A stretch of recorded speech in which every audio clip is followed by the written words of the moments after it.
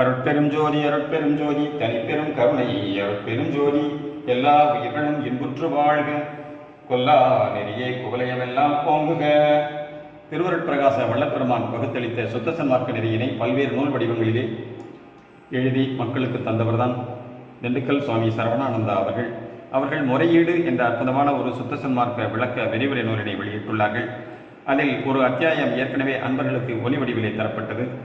இரண்டாவது அத்தியமாக இன்று 2 தயா பெருஞ்சோதிபதி வெளிப்பட்டு இலங்கும் இடம் என்ற ஒரு அற்புதமான அத்தியாயம் இன்று ஒலி வடிவிலே தரப்பட உள்ளது. நூலின் பெயர் முறையீடு. அத்தியாயம் எண் 2 தயா பெருஞ்சோதிபதி வெளிப்பட்டு இலங்கும் இடம். கடவுள் இல்லாத இடமே இல்லை என்றும் கடவுள் எவ்விடத்தும் இருந்து கொண்டுதான் இருக்கின்றார் என்றும் முன்பு கேள்விப்பட்டும் ஓதியும் உணர்ந்தும் இருந்தோம். அந்த உண்மையை இன்று திருவருளால் சத்விசாரம் செய்து ஓரளவு உள்ளவாறு தெரிந்து கொண்டும் இருக்கின்றோம். மேலும் இப்பொழுது நாம் ஆண்டவரோடு கலந்து கொண்டு அத்துவிதமாக இருந்து கொண்டு வாழ வேண்டி இருக்கின்றதால் அவரும் நாமும் ஆன ஆன்ம அணுவை கண்டுகொண்டு நிலவிட வேண்டியுள்ளது. ஆகையால் அந்த கடவுளான்ம அணுவை நாம் எங்கே கண்டுகொள்ள முடிகின்றது என பார்ப்போம். ஆன்மாவானது அகத்திலே அருவமாக இருந்து அனகமாக விரிந்துள்ளதால் எந்த பொருளிலும் உயிரிலும் உள்ளிடத்தும் புறவிடத்தும் கண்டுகொள்ள முடியாது. அப்படி காணப்படுகின்ற எந்த ஒன்றும் உண்மை கடவுள் ஆகாது. உதாரணமாக, மக்களில் சிறந்த பெரியோர்கள் அற்புத ஆற்றல் கொண்ட விக்கிரகாதி பொருள், இயற்கை சக்திகள், செயற்கை தோற்றங்கள் முதலியவைகளில் அங்கங்கு சிறிது சிறிது காணப்படுகின்ற விளக்கங்களும் கிடைக்கப்பெறுகின்ற அனுபவ பயன்களும் முழுமையான கடவுள் உண்மை கொண்டன அல்ல எனவே அறிகின்றோம். அங்கங்கு அப்படி எப்படி வெளிப்படுகின்ற சின்னஞ்சிறு விளக்கங்களை கூட்டி பார்க்கும்போது அவை எல்லாவற்றையும் விட கோடி கோடி பங்கு அதிக விளக்கம் கொண்டது நம் கடவுள் உண்மை என உணர்த்தப் பெறுகின்றோம் நமது உள்ளத்திலே. இவ்வுண்மை ஞான உணர்வில்தான் அந்த பரம்பொருள் முதலில் விளங்குகின்றதாக அறிகின்றோம். அந்த உணர்வு வெளிப்படுகின்ற இடம் எங்கே என்று ஆய்வோம். மனித தேகத்தில் உயிர் சக்தி எங்கும் பரவி நின்று அங்கங்கு ஒரு உணர்வை தோற்றுவிக்கின்றது. மேலும் அவ்வுயிர் சக்தி ஆன்மாவிடத்திலிருந்துதான் தோன்றி பரவி எங்கும் காரியப்படுகின்றதாகும். ஆன்மாவின் கண் உதிக்கின்ற உயிர் உணர்வு சக்தியே மனம் முதலாய கரணத்திற்கும் கண் முதலான இந்திரியங்களுக்கும் கருதுதல் காண்தல் முதலான செயல்களுக்கும் துணையாய் இருக்கின்றதாம். இவை எல்லாவற்றிற்கும் மேலாய் ஆன்மாவில் உதிக்கின்ற மெய்ஞான உணர்வாலே அந்த ஆன்மாவையே அறியக்கூடியதாயும் இருக்கின்றதை என்று உணர்கின்றோம். மெய்ஞான உணர்வு எங்கே உதிக்கின்றது? தலையுள் மூளைத்தானத்தில் தான் எல்லா அறிவும் முளைத்து எங்கும் பரவுகின்றதை சிறுவர்களும் அறிவர். மேலும் அம்மூளை பகுதியிலும் முன்னிருக்கும் பெருமூளையினும் பின்னிருக்கும் பெருமூளையினும் பின்னிருக்கும் சிறுமூளையினும் இடை நடுவிருக்கும் ஓங்கார மூளையினும் ஓர் அற்புத ஆற்றல் கொண்டு அறிவு விளக்கம் செய்யப்படுகின்றதாம். இவற்றில் அந்த ஓங்கார மூளையில் ஆற்றலால் தான் மற்ற மூளை பகுதிகளின் செயற்பாடுகளும் உயிரின் இயக்கமும் நடைபெறுகின்றனவாம். மேலும் இந்த ஓங்கார மூளை தலைமை மெய்யறிவு மலரக்கூடிய இடமாயும் இருக்கின்றதாம். ஏனெனில் 1.5 அங்குல நீளமும் மேலே பெருத்தும் கீழே சிறுத்தும் முகுளம் போன்றிருக்கின்ற இந்த மூளைக்கு மேலே கிண்ணம் போன்ற சிறு குழியாய் இருக்கின்றது. இக்குழிக்கு மேல் வெறு வெளியான அண்ட கவசம் போல் எலும்பு கூடு மூடிக்கொண்டிருக்கின்றது. இவ்வெறு வெளி நடுவில் தான் நம் கடவுள் ஆன்ம அணு பிரகாசித்துக் கொண்டிருக்கின்றதாம். ஆகையால் தான் இந்த மூளை பகுதியில் இந்த மெய்ஞான விளக்கம் தோன்றுகின்றதாக அறிகின்றோம். ஆகவே நடுத்தலையுள் வெளியில்தான் கடவுள் உண்மை கொண்ட ஆன்ம அணுவாக நாம் இருந்து விளங்கிக் கொண்டுள்ளோம். இதுவே நமது உண்மை உரையுள், நமது உண்மை வடிவமும் இவ்வான்ம அணுவேயாகும். இங்கிருந்து கொண்டுதான் உயிர் சக்தியையும் உணர்வையும் மூளை பகுதிகளுக்கும் இருதய கருவிக்கும் மற்றெல்லா பாகங்களுக்கும் விளக்கம் தந்து செயல்புரித்து கொண்டே விளங்குகின்றோம். இருதயத்தின் இரத்த ஓட்ட சக்திக்கும் நுரையீரலின் உயிர்காற்று இயக்கத்திற்கும் கரண இந்திரிய புலன் உணர்வுக்கும் ஆதாரம்தான் நாமாய் உள்ளோம். மேலும் மனோபுலன் உணர்வுக்கும் உயிர் சக்தி இயக்கத்திற்கும் ஓட்ட வேகத்திற்கும் அதிக தொடர்புள்ளதால் இவை கூடி விளங்கும் இருதயத்தானத்தில் திடீர் தாக்குதல் ஏற்படுவதால் தேகேந்திரியம் முற்றுமே பாதிக்கப்படும். அவாவெளி மயக்கத்தால் முதலில் உணர்ச்சி அலைகள் மூளையிலிருந்து கிளம்பினாலும் இருதயத்திலேதான் பாதிக்கப்பட காண்போம். இதனால் இந்த இருதய பிரதேசமே மெய்யறிவுக்கு இடம் என்று சொல்லிவிட முடியாது. இந்த உண்மையை புரிந்து கொள்ளாத காரணத்தாலும் மூளை பகுதிகளின் தாக்குதல் விளங்காததாலும் நெஞ்சிடத்தில் தானே எல்லா மாற்றச் செயல்களும் தோன்றி பரவுவதாலும் நம் கடவுள் ஆன்மா இவ்விருதயத்தானத்தில் இருப்பதாக கொண்டு விரிவுரை பல புனைந்து விட்டனர் பலர். மீண்டும் உண்மை ஞான உணர்வில்தான் அந்த பரம்பொருள் முதலில் விளங்குகின்றதாக அறிகின்றோம். அந்த உணர்வு வெளிப்படுகின்ற இடம் எங்கே என்று ஆய்வோம். மனித தேகத்தில் உயிர் சக்தி எங்கும் பரவி நின்று அங்கங்கு ஒரு உணர்வை தோற்றுவிக்கின்றது. மேலும் அவ்வுயிர் சக்தி ஆன்மாவிடத்திலிருந்துதான் தோன்றி பரவி எங்கும் காரியப்படுகின்றதாகும். ஆன்மாவின்கண் உதிக்கின்ற உயிர் உணர்வு சக்தியே மனம் முதலாய கரணத்திற்கும் கண் முதலான இந்திரியங்களுக்கும் கருதுதல் காண்டல் முதலான செயல்களுக்கும் துணையாய் இருக்கின்றதாம்.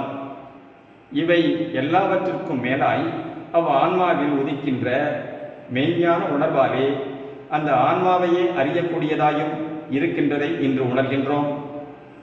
மெய்ஞான உணர்வு எங்கே உதிக்கின்றது? தலையுள் மூளைத்தானத்தில் தான் எல்லா அறிவும் முளைத்து எங்கும் பரவுகின்றதை சிறுவர்களும் அறிவர். மேலும் அம்மூளை பகுதியிலும் முன்னிருக்கும் பெருமூளையினும் பின்னிருக்கும் பெருமூளையினும் பின்னிருக்கும் சிறுமூளையினும் இடை நடுவிருக்கும் ஓங்கார மூளையினும் ஓர் அற்புத ஆற்றல் கொண்டு அறிவு விளக்கம் செய்யப்படுகின்றதாம். இவற்றில் அந்த ஓங்கார மூளையின் ஆற்றலால் தான் மற்ற மூளை பகுதிகளின் செயற்பாடுகளும் உயிரின் இயக்கமும் நடைபெறுகின்றனவாம். மேலும் இந்த ஓங்கார மூளை தலைமை மெய்யறிவு மலரக்கூடிய இடமாயும் இருக்கின்றதாம். ஏனெனில் 1.5 அங்குல நீளமும் மேலே பெருத்தும் கீழே சிறுத்தும் முகுளம் போல் இருக்கின்ற இந்த மூளைக்கு மேலே கிண்ணம் போன்ற சிறு குழியாய் இருக்கின்றது. இக்குழிக்கு மேல் வெறுவெளியான அண்டகவசம் போல் எலும்பு கூடு மூடிக்கொண்டிருக்கின்றது. இவ்வெறுவெளி நடுவில் தான் நம் கடவுள் ஆன்ம அணு பிரகாசித்துக் கொண்டிருக்கின்றதாம்.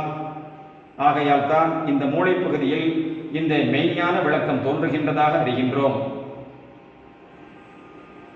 ஆகவே நடுத்தலையுள் வெளியில்தான் கடவுள் உண்மை கொண்ட ஆன்ம அணுவாக நாம் இருந்து விளங்கிக் கொண்டுள்ளோம். இதுவே நமது உண்மை உரையுள் நமது உண்மை வடிவமும் இவ்வான்ம அணுவேயாகும். இங்கிருந்து கொண்டுதான் உயிர் சக்தியையும் உணர்வையும் மூளைப்பகுதிகளுக்கும் இருதய கருவிக்கும் மற்றெல்லா பாகங்களுக்கும் விளக்கம் தந்து செயல் குறிப்பித்துக் கொண்டும் விளங்குகின்றோம். இருதயத்தின் இரத்த ஓட்ட சக்திக்கும் நுரையீரலின் உயிர்காற்று இயக்கத்திற்கும் கரண இந்திரிய புலன் உணர்வுக்கும் ஆதாரம் நாமாயுள்ளோம். மேலும் மனோ புலன் உணர்வுக்கும் உயிர் சக்தி இயக்கத்திற்கும் ஓட்ட வேகத்திற்கும் அதிக தொடர்புள்ளதால் இவை கூடி விளங்கும் இருதயத்தானத்தில் திடீர் தாக்குதல் ஏற்படுவதால் தேகேந்திரிய முற்றுமே பாதிக்கப்படும். அவாவுகளின் மயக்கத்தால் முதலில் உணர்ச்சி அலைகள் மூளையிலிருந்து கிளம்பினாலும் இருதயத்திலேதான் பாதிக்கப்பட காண்போம். இதனால் இந்த இருதய பிரதேசமே மெய்யறிவுக்கு இடம் என்று சொல்லிவிட முடியாது. இந்த உண்மையை புரிந்து கொள்ளாத காரணத்தாலும் மூளை பகுதிகளின் தாக்குதல் விளங்காததாலும் நெஞ்சிடத்தில் தானே எல்லா மாற்றச் செயல்களும் தோன்றி பரவுவதாலும் நம் கடவுள் ஆன்மா இவ்விருதயத்தானத்தில் இருப்பதாக கொண்டு விரிவுரை பல புனைந்து விட்டனர் பலர். எல்லாமான கடவுள் ஆன்மா உயிர் ஒளி வடிவமாக இருதயத்திருப்பதாக கொண்டு பலவாகிய கடவுள் கற்பனைகளை புனைந்து அளித்துள்ளார்கள். இவர்களுடைய கற்பனைக்கெல்லாம் பொருந்துவது போல் தோன்றியும் மேலும் விரிந்துள்ளது போல் விளங்கியும் கொண்டிருக்கும் பதியின் உண்மையான நிவாசஸ்தலம் சிறநடு வெளியில்தான் ஆதி முதல் தோன்றி திகழ்கின்றதாக அறிகின்றோம். நாமான கடவுள் அணு செயலற்று கிடந்த போதே அகமுடையானின் ஆணைப்படி ஓர் தந்தையின் சுக்கிலத்துளி நம்மை சூழ்ந்தது. அத்துளி பக்குவப்பட்ட தருணத்தே ஒரு தாய் கருப்பையின் சுரோநித துணுக்கோடு கூட்டப்பெற்றது. அப்படி கூட்டப்பெற்ற அந்த சணத்திற்கானே நம் அணு வடிவம் ஒளிவிட ஆரம்பித்தது. உயிர் இயக்கம் வெளிப்பட்டு தாயின் சத்திலிருந்து ஜீவதேகத்தை கிரகித்துக் கொண்டு வளர்ச்சி பெறலானோம். கருப்பிண்ட வளர்ச்சி நிறைவுற்ற காலையில் யோனி வாயிலின் வழியாக இவ்வுலகிற்கு இறங்கி வந்தோம்.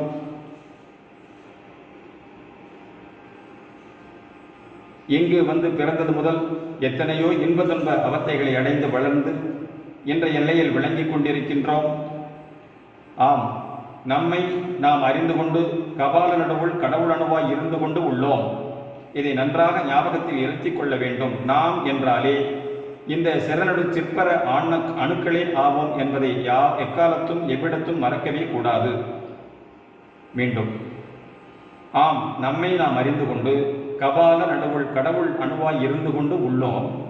இதை நன்றாக ஞாபகத்தில் இருத்திக் கொள்ள வேண்டும். நாம் என்றாலே இந்த சிறநடு சிற்பர அணுக்களே ஆவோம் என்பதை எக்காலத்தும் எவ்விடத்தும் மறக்கவே கூடாது. இவ்வுண்மை அறிந்து கொள்ளப்படாத காலமெல்லாம் நாம் என்றால் தேக வடிவத்தையே நினைவுபடுத்தி கொண்டு இருந்தோம். சற்று அருள் விசேடத்தால் கடவுள் ஆன்ம உண்மையை ஏகதேசம் கண்டுகொண்ட போதும் கூட தேக நிலையில் இருந்து கொண்டுதான் நாம் அது என்றும் தேகம் நாம் அல்ல என்றும் பாவனை செய்து கொண்டு கிடந்தோம். அதனால் அன்று நாமல்லாத மாயா தோற்ற தேகத்தை துறக்கவும் துறந்து சென்று ஆன்ம பாவனையில் கரைந்து மறைந்து ஒழியவும் பயின்றோம். அது முற்றும் தவறு என்பது இன்றே விளங்குகின்றது. ஆதலின் இனிமேல் அப்படி ஆன்ம அகவடிவாய் இருந்து கொண்டும் தேகத்தை துறவாமல் தயவுப்படி புரிந்து கொண்டே வாழ வேண்டும். நாம்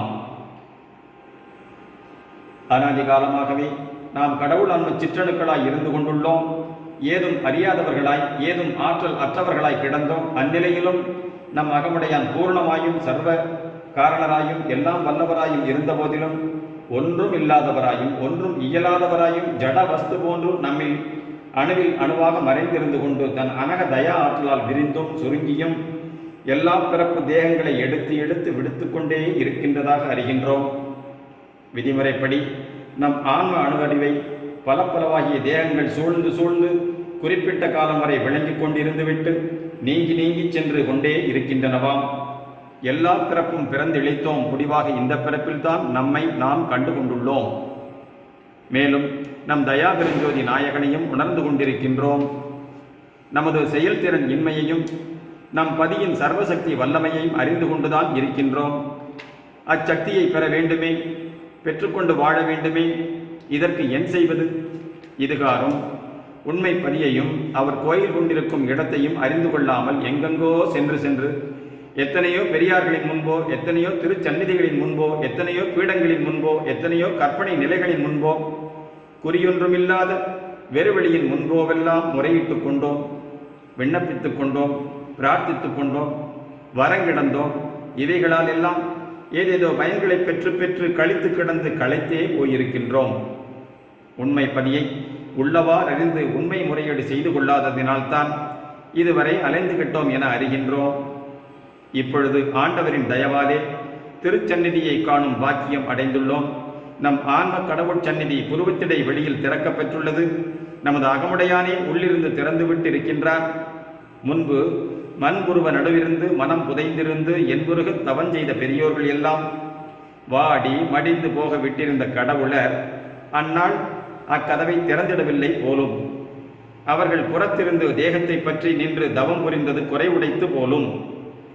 கற்பங்கள் பல கோடி செல்லத்தீய கனலினடு ஊசியின் மேற்காலையூன்றி போர்ப்பரமை உணவின்றி உறக்கமின்றி புலர்ந்தெலும்பு புலப்பட வைம்பொறிய யோம்பி நிற்பவர் கொளித்து மறை கொளித்து யோக நீண் முடிவு முனிவர்க்கு ஒளித்தமரர் கொளித்து மேலாம் சிற்பதத்தில் சின்மயமாய் நிறைந்து ஞான திருவாளருட்கலந்த தேவதேவே என்ற திருவருட்பா மகா தேவமாலை செய்யுளால் ஞான திருவாளர் உள்ளிருந்து பெருகி கலந்து கொள்ளுகின்ற பேற்றினை உணர்த்தப் பெற்றோம், உணர்த்தப்படுகின்றோம். நம் பதியை தயவு செய்து திருக்கதவம் திறந்து நம்மையும் உடன் கொண்டால் அன்றி எந்த தவ முயற்சியாலும் நாம் உட்செல்லவும் சென்று வாழவும் மீளவும் முடியாதாம். பதிபதத்தை வணங்கி வாழ்த்தி வாழும் முறையை இங்கு சிறிது குறிப்பாம். நம் சுத்த சன்மார்க்கத்தில் மக்கள் இரு பிரிவினராக குறிக்கப்படுகின்றனர். அவர்கள் சாதகர்கள், சாத்தியர்கள் எனப்படுவர். சாதகர்கள் தயா ஒழுக்கம் கொண்டு விசார சாதனை புரிந்து கொண்டிருக்கின்றவர்கள் ஆவார்கள். சாத்தியர்களோ விசார சாதனை முடிந்து அகநிலையில் பொருந்தி அருள் அனுபவம் கொள்ள வாழ்ந்து கொண்டிருப்பவர்கள் ஆவார்கள். முதலில் ஒரு சாதகியின் நிலையை சற்று விளக்குவாம். இவன் தேக நிலையிலிருந்து பயிற்சி தொடங்குகின்றவனே யாவான். இவன் உண்மை நெறியில் குறித்த இந்திரிய ஒழுக்கத்தில் வலுவாது நின்று கரண ஒழுக்கத்தில் சென்று மனத்தை லலாடத்தில் நிறுத்தி பழகுவான். இந்த இடம் சுத்தமனம் ஒடுங்கி நிற்க ஏற்ற நிலையமாகும். ஆகையால் மனத்தை ஒருமைப்படுத்த சாதகன் இவ்விடத்தை தேர்ந்து கொண்டுள்ளான். இந்நிலை நின்று பழகிய சாதகன் தேகநிலை கடந்து ஆன்மநிலை அடைய வல்லவனாகின்றான். இங்கிருந்து உள்நோக்கிட தலை நடுத்தலைவர் பரமபதி உணரப்படுகின்றார். இந்த நடு கண்ணாடியில் கண்டது தன் பிரதிபிம்பமே. இந்த நடு கண்ணாடியில் கண்டது தன் பிரதிபிம்பமே. தன்னைத்தான் அறிந்து கொள்ளாமல் தன் நிழல் உருவத்தையேதான் தான் என கண்டு கொண்டிருந்த பண்பட்ட போதுதான் காண்கின்றான் இச்சாதகன். தன்னைத்தான் அறிந்து கொள்ளாமல் தன் நிழல் உருவத்தையே தான் என கருதி கொண்டிருந்ததை பண்பட்ட போதுதான் காண்கின்றான் இச்சாதகன். இவன் உலக மக்களை நோக்கும்போது கரணசுத்தி எய்தியுள்ளதின் காரணமாக சூழ்நரின் புறத்தேக தோற்றத்தை கடந்து ஒரு வண்ண உயிரினமாக காண்கின்றான். ஒரு வண்ண உயிரினமாக காண்கின்றான். இவனுக்கு உயர்ந்தோர் தாழ்ந்தோர், இன்ன ஊரினான், பெயரினான், குணத்தான், செயலான், ஆண்மகன், பெண்மகள் என்ற புறநிலை எல்லாம் உயிரினவோ தயவு செயலுக்கு தடையாக இருப்பதில்லை. எவரிடத்தும் தடையின்றி தயவு செய்ய முற்படுவான். மேலும் இச்சாதகன் ஆன்மையான ஒழுக்கத்தில் பயிலுகின்ற போது தான் ஒரு ஆன்மாவென்றும் தன்னை போன்றே ஒவ்வொரு உயிரும் ஒவ்வொரு ஆன்மாவே என்றும் அறிந்திருக்கின்றான். அன்றியும் ஒவ்வொரு ஆன்மாவும் ஒன்றான பரமான்மபதியின் பலவாகிய புறத்தோற்றமே என்றும் உணர்கின்றான்.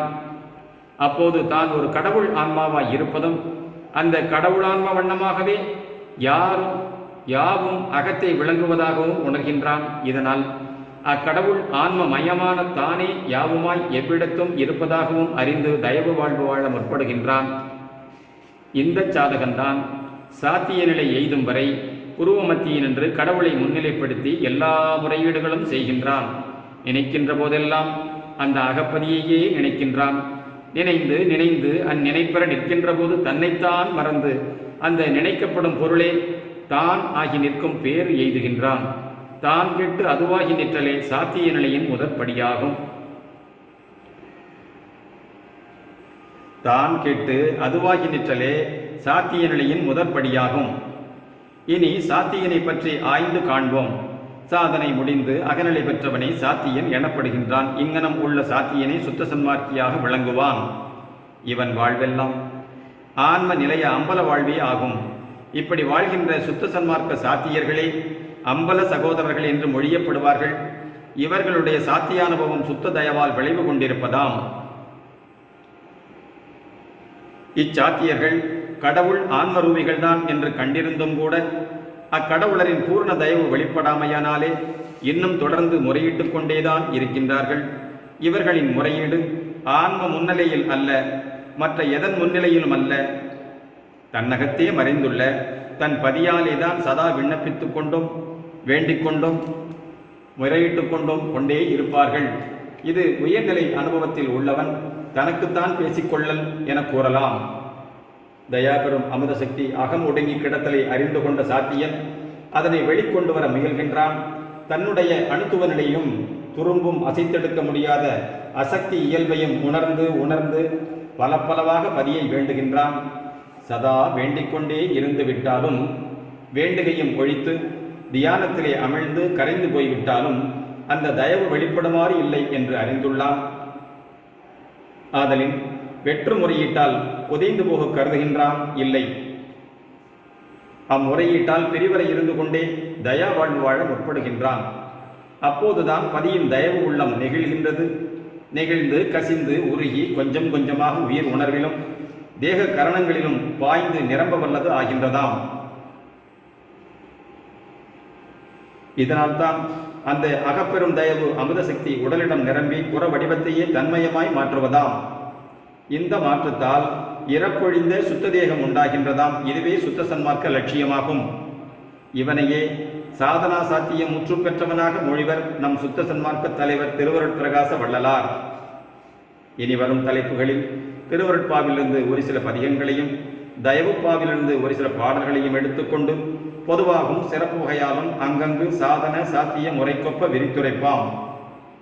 இவைகளுக்கெல்லாம் சேர்ந்து முறையீடு என்ற பெயர் கொடுத்தது பற்றி ஈண்டு விளக்கிவிட்டு மேலே பாசுரங்களை எடுத்துக்கொண்டு பார்ப்போம். முறையீடு என்றால் ஒருவன் தன் குறையையும் அவல நிலையையும் வேண்டுகையையும் தனக்கு தர்மநீதி வழங்கும் பதிமுன் எடுத்து கூறி தனக்கு உரிய பெருநலம் அருளும்படி விண்ணப்பித்துக் கொள்ளுதலாம்.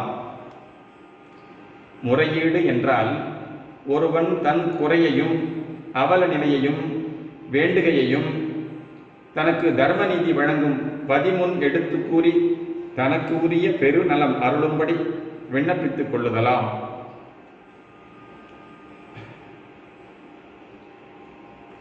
இந்த முறையீட்டை சிறிதும் அலட்சியம் செய்யாது தன் செவிசாய்த்து கேட்டு அவனது நியாயமான வேண்டுகைக்கு உடனுக்குடன் பரிகாரம் தேடித்தந்து உரிமை நலன்களை வழங்கச் செய்வது ஒரு நீதிபதியின் கடமையாய் இருக்கின்றதாம்.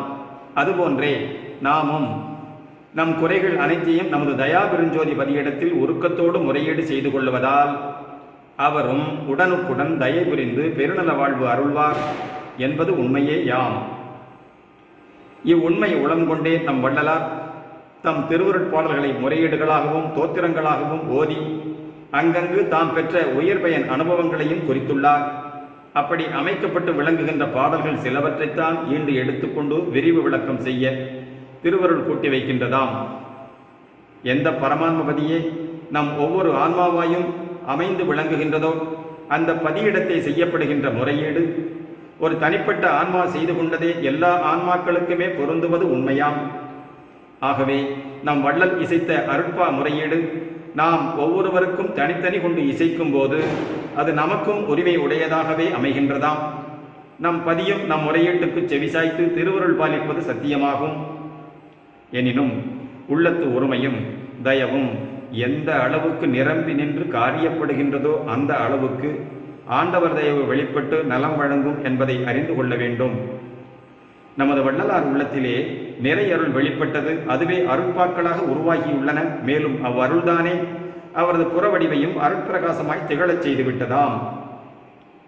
ஆகையால் அப்பாக்களை நாமும் உள்ளுணர்ந்து ஓதுகின்ற போது நம்மை மறந்து அவராகவே இருந்து அனுபவிப்பது போன்ற ஒரு உணர்ச்சி அடிக்கடி எழுகின்றதாம். உண்மையில் அவரே நம் அகவடிவில் இருந்து அருள் அனுபவத்தை சிறிது சிறிதாக வெளிப்படுத்தி கொண்டிருக்கின்றார் என அறியலாகும். அன்றே அந்த பூர்ண அருட்பிரகாச வள்ளல் வண்ணமாய் வெளிப்பட்டு விட்டதால் அந்த அனுபவத்தை இனி ஒவ்வொருவரும் பெறுவது நியதி சட்டமாக ஆகிவிட்டுள்ளதாம். இது தொடங்கி ஒவ்வொருவரும் தான் கடவுள் ஆன்மரூபி என்பதை உணர்ந்து அதுவாகி நின்று உள்வளர் பரமான்ம ஜோதியை வெளிப்படுத்திக் கொள்ளவே தயா நன்முயற்சி செய்தற்கு இத்திருவருள் முறையீடு இங்கு தரப்படுகின்றதாம். இம்முறையீட்டால் அகமறைந்து கிடக்கின்ற கடவுள் பூர்ண தயவு வழி அனுபவத்திற்கு கிடைக்கப் பெறுவது சாத்தியமாகின்றதாம். இப்படி அகமிருந்து பெருகி நிறைவு கொண்டு மனிதனை புனிதனாக்கி சுத்த சுகானந்த வடிவனாக்கி வாழ்விப்பது ஆகிய நெறியே சுத்த அனக நெறியாக வழங்கப்படுகின்றது. இதுவே சுத்த சன்மார்க்கம் என்றும் சொல்லப்படுவதாம். இது ஒன்றுதான் நித்தியமாய்க்குள்ள அகத்திலிருந்து தோன்றி அனகமாகவே விரிவடைந்து என்றென்றும் விளங்கச் செய்வதாய் உள்ளதால் எல்லா மனிதர்களுக்கும் எல்லா காலத்திற்கும் எல்லா இடத்திற்கும் பொருத்தமான ஒன்றாய் அமைவதாக அறிந்து கொள்ளுகின்றோம். மற்ற எந்த ஒரு நெறியும் ஒருவனுக்கு நித்தியானந்த வாழ்வு பெற்று தராததாய் அகில உலகத்தாரும் எக்காலத்தும் ஏற்றுக்கொள்ளக்கூடாததாய் இருக்கின்றதால் அது உண்மை நெறியாக சுத்த சன்மார்க்கமாக கொள்ளக்கில்லை என தெரிந்திடல் வேண்டும். ஆகவேதான் பலரும் பல காலங்களில் பல இடங்களில் அழுதும் தொழுதும் வேண்டியும் விண்ணப்பம் செய்து கொண்ட முறையீடுகள் எல்லாம் அருட்பெரும் பதியின் திருவுள்ளத்தை அசைக்கவில்லை. ஏதோ ஓர் அளவுக்கு நம் பதியை இறங்கச் செய்து அங்கங்கு அவரது பரிவார தெய்வ சக்திகளை கொண்டு சிறிது சிறிது அற்புத பலன்களை விளைவித்திருப்பதாக அறிகின்றோம். அவற்றால் கண்ட பயன்கள் எல்லாம் மனிதனை அகிலமாம் தயவு கொண்டு வாழச் செய்யவில்லை. குறுகிய மத எல்லையில் குறுகிய மன உணர்ச்சியோடு குறுகிய காலம் வாழ்ந்திருந்து முடிவில் குறுகி ஒடுங்கி ஒழியவே செய்துவிட்டனவாம். அந்த குறுநெறியச் சென்று கொலை உறல் வேண்டாம். இனி இந்த சுத்த சன்மார்க்கமாகிய அனக குருநெறியச் சென்று ஆனந்த பெருவாழ்வு வாழ்வோமாக. இத்துடன் அத்தியாயம் 2 நிறைவுறுகின்றது. அற்புதமான பல முக்கியமான செய்திகளை இந்த அத்தியாயத்திலே வள்ளற்பெருமான் சொல்லியுள்ளதை நமது திண்டுக்கல் சுவாமி சரவணானந்தா அவர்கள் விரிவாக விளக்கியுள்ளார்கள். அன்பர்கள் இதனை அடிக்கடி கேட்டு இன்புற வேண்டுகை. அருட்பெருஞ்சோதி அருட்பெருஞ்சோதி தனிப்பெரும் கருணை அருட்பெரும் ஜோதி தயவு.